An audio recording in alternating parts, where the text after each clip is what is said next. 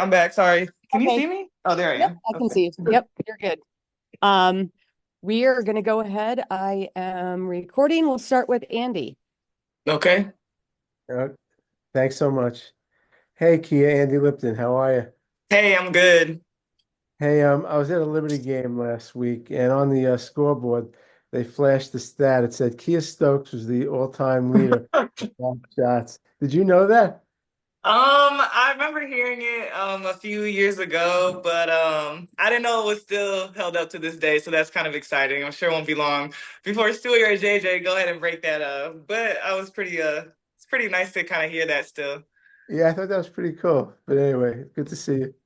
Yeah, thank you, thank you. All right, Brad.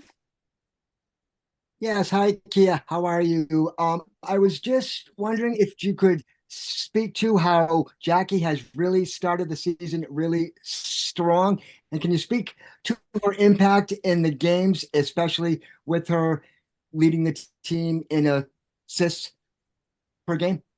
I mean, Jackie is definitely one of the hardest workers that I've been around. Just to actually be here in off season and see the work that she's put in has been incredible. So to see her actually flourishing during season is not surprising, just because I know how much work she put into it. But being out and having Jackie and KP to kind of step up into that role, I think it's been great for them. It definitely gives them a different view to the game, and I think they both stepped up and taken advantage. And Jackie's been shooting pretty well. Her decision making has been great. I think it's gotten a lot better. But yeah, she's definitely been a little second motor behind Asia for sure to start the season. I thank you, Kia. Yep. And we'll go to Rafiq and then Doug. This is Ralphie with nothing but that sports talk. I mean, looking back at like the first few weeks of the season, what are some like cons that the Aces kind of discussed in order to like continue to add on to the success you had during the first week and a half? We really just have to lock in on defense. That's been our biggest thing. Once we kind of figure out our defense and then we can run in transition, we can, we just got to move the ball. But focusing on defense has been one thing that Becky has kind of asked of us, and especially transition defense, because we play fast. And if we're always taking the ball out of the net, we can't run on them. So we kind of have to do that in reverse for other teams. Just try to get stops and then we can go out and run because it's harder to run on us if we're, constantly scoring. And this week coming up, your team's going to be facing the Minnesota Lynx, and who's known to score in the fast break. And as you probably saw that when they face your former team last Saturday. Like, what is it? What is Becky Hammond talking to you about as far as like figuring out ways to slow down the type of offensive sets that the Minnesota Lynx produced? I mean, they're a great team. They mentioned today that they have the fastest pace in the league right now, which is pretty impressive. But we have to focus on us. And something that will help us out a lot is that if we take good quality shots, one will either have a higher percentage of making it, but a bad shot is also like a turnover because let's say you get a bad bounce and then the other team is running, back on offense. So if we take good quality shots and make them have to play, the full 94 feet, it'll be easier for us. But if we turn the ball over, take quick early shots and, long shots, long misses, and then they're going the other way, that's kind of what's going to be hurtful for us. So we just got to make sure that we're taking control, playing at the pace we want, taking good shots, and then hustling back on defense because this Minnesota team is really quick and they're playing really well together. Appreciate the insight. Good luck. Yeah, thank you. And Doug Green. Hi, Kia. Nice to meet you. Wanted to ask about the you guys are missing Chelsea. How have you guys kind of matched up and figured out kind of who's kind of taking those roles and assuming leadership in places where she normally would?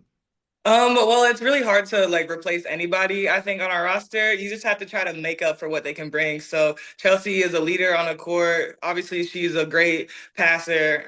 But we don't have anyone that's gonna be able to pass like Chelsea. So we can't just, go in the game thinking, okay, you beat Chelsea for tonight, right? We'd have to go in and just understand how she leads the team, what she sees, how she controls the game, and then just tries to take different parts of her game and kind of distribute them for everyone else. So as you mentioned before, or not you, but as they mentioned before, Jackie's assist has gone up crazy. And I think that's just a credit to that because Chelsea's in her ear. I don't know if you see her on the bench, but she's constantly talking. She's talking to Becky. She's talking to Jackie, KP. She's just kind of being the leader in everyone's ear because she can't be the leader on the court. And I think that helps a lot. And we just do a great job of just picking up when anyone needs help, whether that's from injuries or just having a bad game. This is why it's a team sport because we all pick each other up. Thank you. Yep. Willie, what you got for us? Thank you. What's up, Kiah? What up? What up? The first 2 weeks, we keep hearing people say, "What's wrong with the Aces? What's wrong with the Liberty?" Yet, are we failing to recognize how improved the rest of the league just may be? Yes, I think so. I mean, I'm not saying that us or New York are perfect. We have so many areas to improve on. But I think it is a credit to the rest of the league that if you don't bring it every night, you're definitely beatable. I would say in the past 3 years, there's been teams that you just say, okay, automatic win, right? This year, not so much. Even the worst teams still have very, very talented players that can go off for 30, 40 every night. So I think it shows how this league is growing, is getting better. And then it also, I think, just shows how much we need to do. We can't get comfortable. Yes, we won the last 2 years, but what worked those 2 years is not going to work now. Teams are getting better. We have to, people are using the same plays, using our schemes, we're using their schemes, different defenses. So it's definitely just an effort factor, and we just got to take this time. We are also a new group as well, so it's going to take a little more time for us to really gel. But, beginning of the season, we just got to focus on what we can control, and then just try to get better every practice and every game. Okay, I was going to ask you something else, but you said something that just triggered a follow-up. I've been saying what I just asked you. Other than Kate Martin, I'm curious as to what you think is new, because what we're seeing out there now, the starting lineup, Alicia was the sixth, but you were starting in the first year of the championship. What, outside of chemistry and knowing each other's nuances from practices the last 2 years, what's new? I mean, if you think about how Becky has played the last couple of years, she's had a really short roster, right? So even though we've had the same kind of team, but people are playing more minutes, different positions. We don't have Chelsea. So we all also have to adjust to that too. So it's not like the chemistry is not there. I just mean, these certain parts, adding Megan to the lineup, Sid's playing more. It's just adding these pieces in that, yes, they may or may not have been here, but to actually involve them and on the court experience together, I think that's more what I meant to say. I got you. Okay, finally, when you've had a chance during downtime, I'm assuming, all the players have league pass. If you've watched other games, play catch up, whatever, what teams impressed you most that is sort of in the middle of the pack or lower, that, okay, they're not indicative of the record that they have? I think, well, it is so early, so it's hard to tell when everyone's record, 2-2, 3-1, 4-0, or whatever. But I will say I've been really impressed by Chicago. First off, I love Teaspoon, like, to death. She was our player development when I was in New York, and I would run through a wall for her. Like, I just love her, respect her so much. So seeing what she's done with that roster, I know the energy is going to be there, the work ethic is going to be there, and they're going to win a lot of games that way. So I would say Chicago, just based off, last year to what I've seen this year, has definitely made a big jump. In my eyes, at least. I mean, I'm not a coach. I don't know what I'll be talking about, but just from watching. All right. Thanks, Keith. Yep. All right. We've got one final question. We'll go to Kiah. Hi, Kiah. Just a quick two-parter for you. Just one, early in the season, obviously coming off the season in the injury last year, just generally, how are you feeling? And on top of that, it does feel like the Aces have had you on the perimeter more defensively, more switching, hedging out against Caitlin the Saturday game.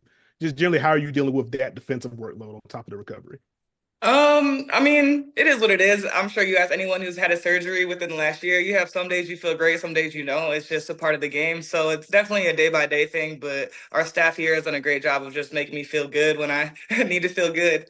And as far as my defense, I mean, that's really one thing that I know has kept me a job in this league. And I feel confident enough where my teammates can trust me, at least trying to contain a guard. I'm not saying I'm going to be locked down, like, not like that, but at least to make it a little difficult, just give different looks, some different length. Alicia is also another great big who's a good defender. But even for her, she's only like 5'10", 6 feet, whatever she want to say. But just to give a little more just length on these guards, especially like someone like Clark, who has range and she's tall for a point guard. So not saying I'm about to, lock her up for 40 minutes, but at least if I hedge out on her, just make her think twice about shooting it. That's really all I can do. Got you. Thank you. Yep. All right. Thank you very much, everyone. Thanks, Kiah. Yep. Thank you.